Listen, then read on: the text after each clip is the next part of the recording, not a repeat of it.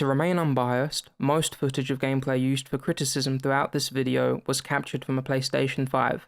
If the footage displayed is not my own, a buy symbol will be visible on screen, indicating that attribution has been provided in the description. Before Elden Ring's release, I was very worried about how the game would compare to other games that came before it, specifically Dark Souls 3.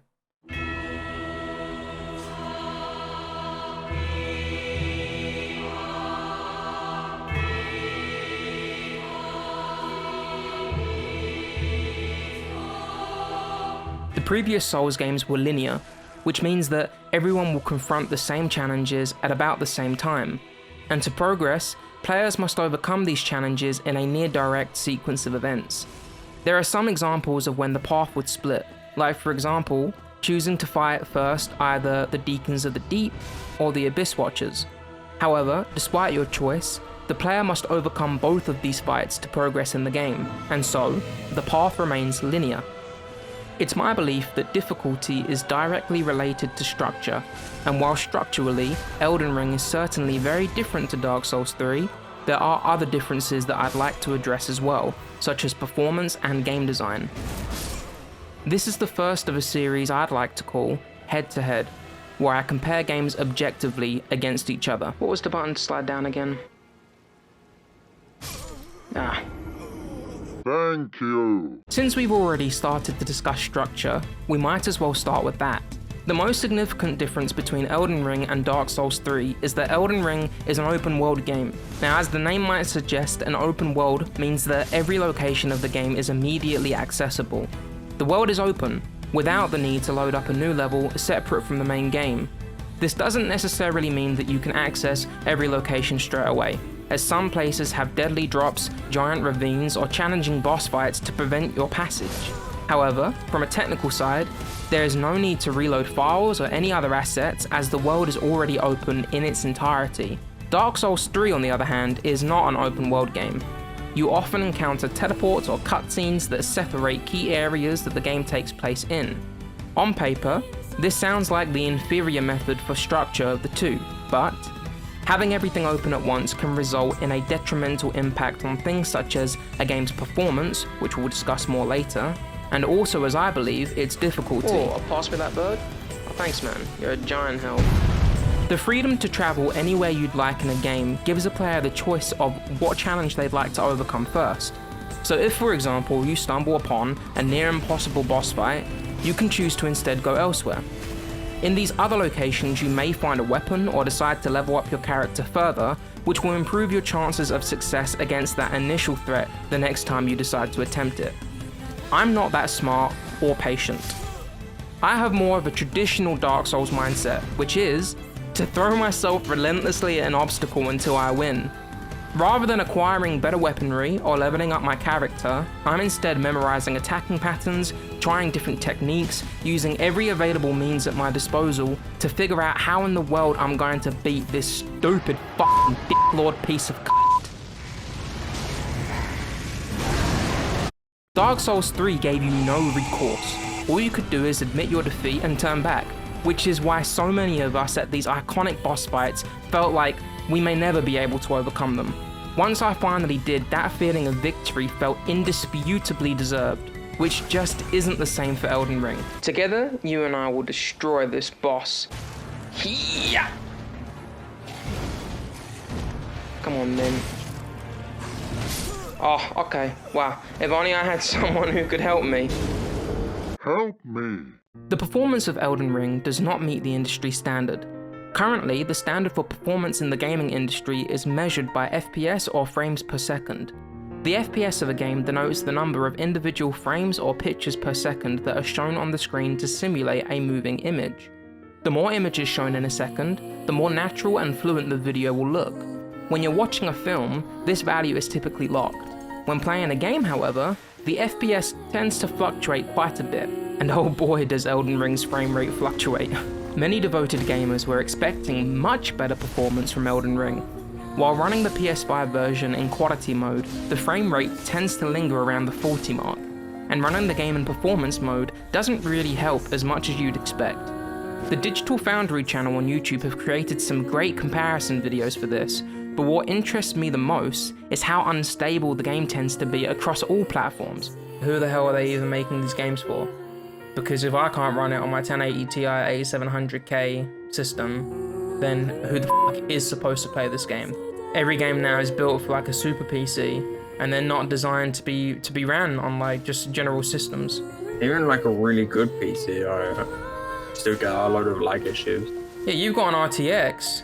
That's what I was gonna say. I was talking to the guy the other people yesterday, and they said they were like, "Don't you have like a 3070?" And I was like, "Yeah, I have a 37 i7 11900, and it's still." And you're still legit. Like I said to them, like, "Hey, it's not like a PC problem. It's a game problem because like even when you go on all low settings and turn some settings off, you still lag anyway." So I feel like it 100% is something with the game. As my good friend Mr. Grinch just said, even on a computer using the industry's leading graphics card, there are still problems with the performance. I know at launch Dark Souls 3 also endured performance issues, but that game came out 6 years ago. Are we seriously regressing in terms of performance for video games? He's dead. Nah, he doesn't survive. Nah! Sekiro came out over 3 years ago now, and that game performed just fine, so really, there isn't any excuse for Elden Ring. I've played Dark Souls 3, you can't kill me. Very good. The final point of criticism that I'd like to discuss in this video is to do with game design. This can involve a variety of different aspects, but specifically, I want to address the boss fights and the boss rooms. Let's start with the latter.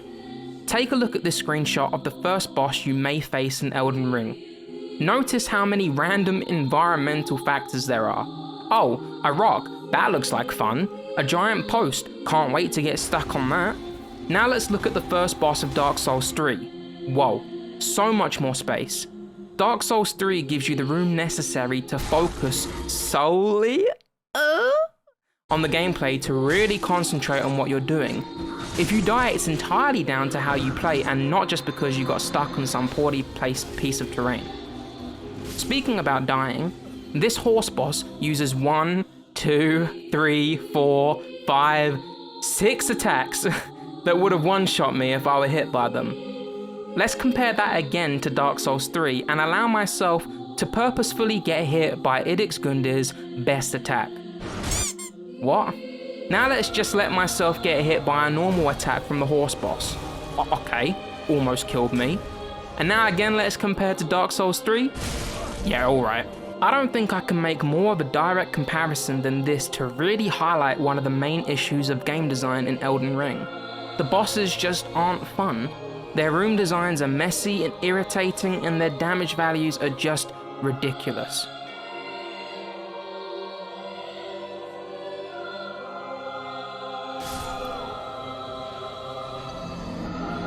I'm sorry.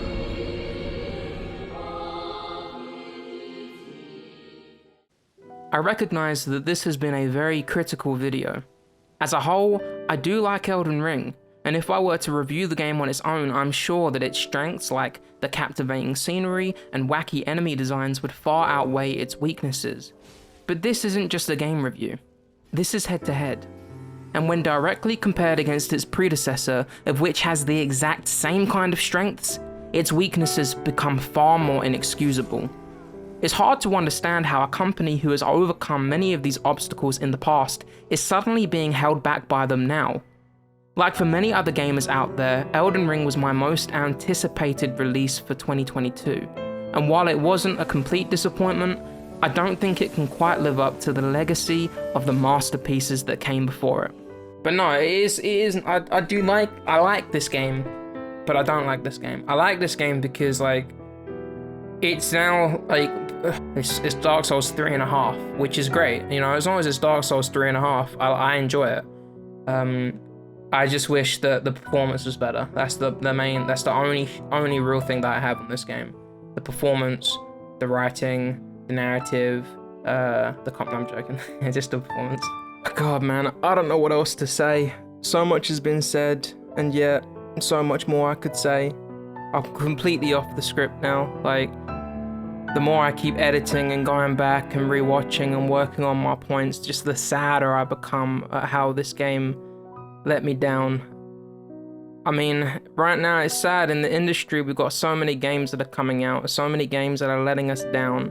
The recent Battlefield game, just the same. It was such a terrible piece of development. Like, I don't understand what's going on with the gaming industry right now. You got microtransactions that keep happening in all of these video games. That's the new business model now. Every game has to be some kind of stupid business endeavor.